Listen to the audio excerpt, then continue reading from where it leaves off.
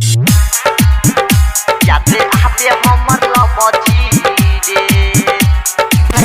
by Baba Madhubani. Presented by DD Production House, Sakri. जब से बंदे भइला पबजी रे याद आबे हमर लबजी रे। जब से बंदे भइला पबजी रे याद आबे हमर लबजी रे।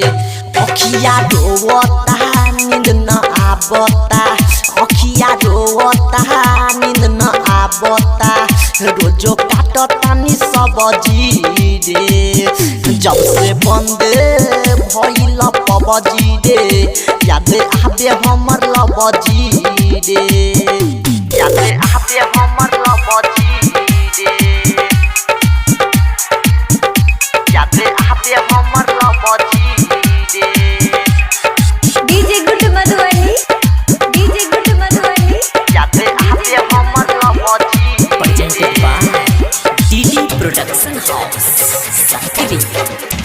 दिन रतिया रही लागल ओके खेले में, खेले में, खेले में।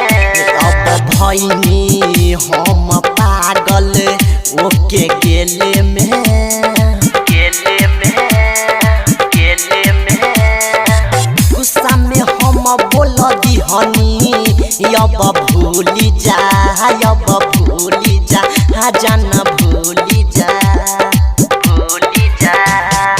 कहली सुन पगली तोहरे पलगली भइल दबजी रे।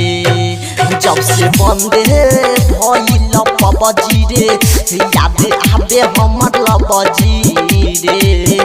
जब से बंदे भइल पबजी रे याद आबे हमर लबजी रे, याद आबे हमर लबजी रे, याद आबे हमर लबजी रे। DJ Good Madhubani. DJ Good Madhubani. याद आबे हमर लबजी। Presented by DD Production House, Sakri.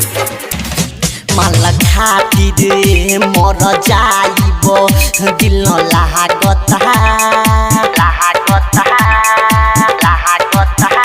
छुट हमके दूसरा संग में ऊ भागता, भागता, भागता।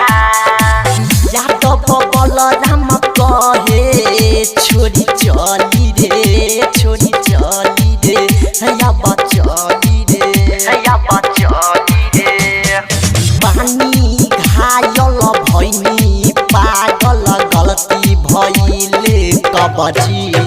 जब से बंद भइल पबजी रे याद आबे हमर लबजी रे। जब से बंद भइल पबजी रे याद आबे हमर लबजी रे। अखिया रोवता नींद न आवता, अखिया रोवता नींद न आवता, रोजो काटतानी सब्जी रे। जब से बंद भइल पबजी रे याद आबे हमर लबजी रे।